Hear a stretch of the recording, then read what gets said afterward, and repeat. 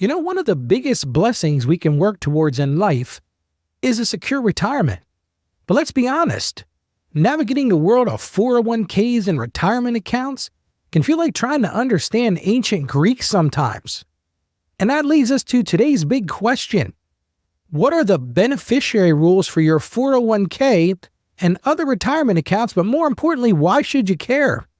Trust me, getting this right is crucial for your loved one's future.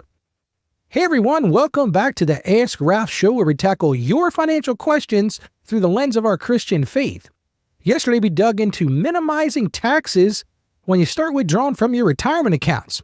We talked about strategies, potential pitfalls, and how to keep more of your hard-earned money.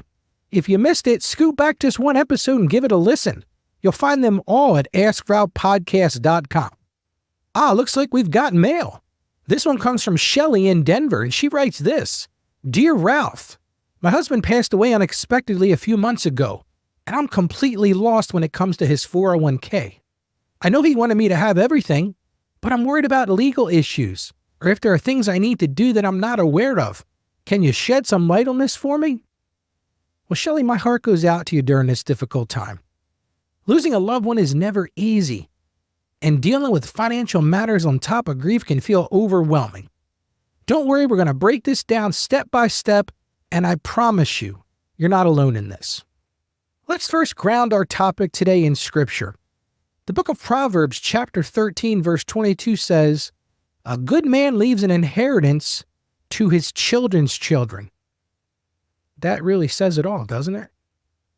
As Christians, it's important we manage our finances diligently so we can bless generations and further God's kingdom. Thoroughly planning your 401k beneficiaries is one way to do that. Well, let's break down these 401k and retirement beneficiary rules. Let's start with the Power of the Beneficiary Designation form. This document is like the golden ticket for your 401k. It really doesn't matter what your will says or what you think might happen. The beneficiary form is king. It dictates exactly where your 401k money goes when you pass away. It's vital that this form is correct, it's complete, and more importantly, always up to date when life events happen. Imagine this. You worked hard your entire life, saved diligently, and built a nice nest egg in your 401k. But you forgot to update your beneficiary form after you got married. Now, instead of your spouse receiving those funds, it might go to your estranged uncle you haven't spoken to in years. We don't want that, right? That's why reviewing and updating this form regularly is crucial. Life throws curveballs. Marriage, divorce, children, grandchildren, and your beneficiary designations should reflect those changes. Trust me, this happens. I've seen it way too many times right here in my accounting practice. I've seen where forms weren't updated when marriages changed, and I've even seen it where no beneficiary was named at all. And that creates a huge tax mess. So if you take nothing else from today's show, name a beneficiary and make sure to keep it updated. Let's move on to spousal rights and exceptions. Now, if you're married, your spouse generally has certain rights to your 401k plan. In most cases, they must consent to being removed as the primary beneficiary. This protects spouses and ensures they're taken care of financially. This is normally a form presented at the time you enroll in a new retirement plan. But don't trust it or count on your HR people to do it. Make sure it gets done. Now, as with anything, there are some exceptions. Some states have laws that allow you to designate someone other than your spouse, even without their consent. But this often requires specific legal steps and documentation. I am not an attorney, so I'd recommend you speak to an attorney for the specifics in your state and within your particular situation and jurisdiction. Well, let's talk about contingent beneficiaries. It's what we call the backup plan. Think of contingent beneficiaries as your plan B. If your primary beneficiary passes away before you, your contingent beneficiary steps in to receive those 401k funds. This is especially important if you have minor children. You can designate a trusted adult or a trust even to manage the funds on their behalf until they reach a certain age. Again, these are things which you should really discuss with an estate planning attorney. Spend a few bucks and get this set up correctly. You don't want to trigger legal issues in the future. Now you might be thinking, Ralph, what about avoiding probate? The truth is, probate court can be a lengthy and expensive process. But here's the good news. When you designate beneficiaries for your 401k, you help your loved ones to avoid this legal maze. The funds transfer directly to your beneficiaries outside of probate. Saves them time, saves them money, and saves them a whole lot of headaches. That's right, you heard me correctly. No probate is needed for these named beneficiaries. So here's the most important part of the show. As I said, review, update, and breathe easy. Life is dynamic, and so are our financial situations.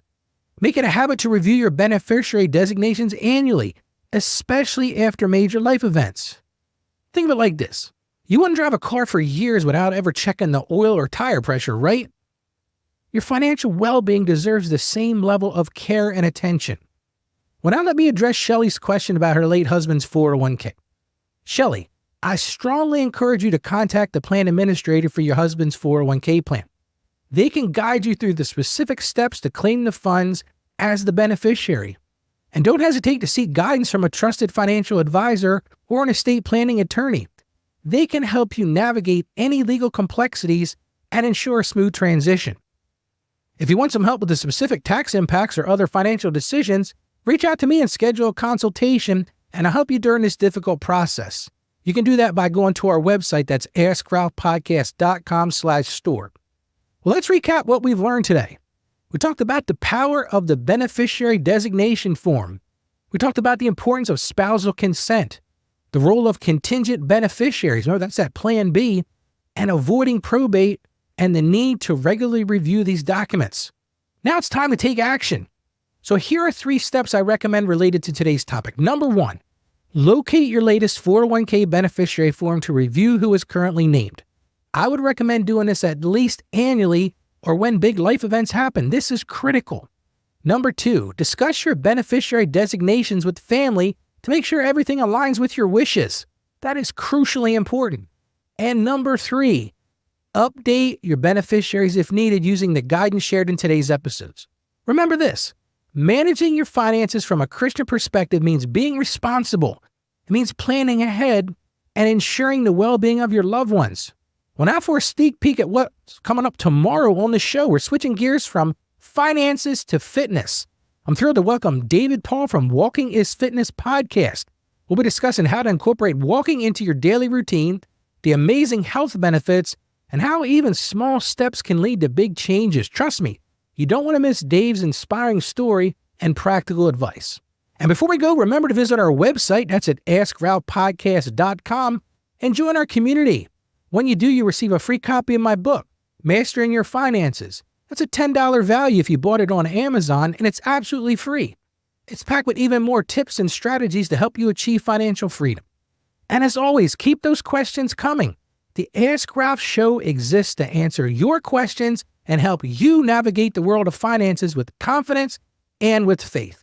So until next time, stay financially savvy, and God bless you abundantly. Thank you for joining us on the Ask Ralph podcast. And with a simple click to subscribe, we'll invite you back to our next episode. And remember, financial issues don't have to be complicated. Just ask Ralph. The information contained in this episode of Ask Ralph is based on data available as of the date of its release. Saggio Accounting Plus and Ask Ralph Media, Inc. is under no obligation to update this content if changes occur. Applying this information to your specific situation requires careful consideration of all facts and circumstances, and any information provided is not to be considered as financial, tax, or legal advice. Please consult your tax advisor or attorney before acting on any material covered.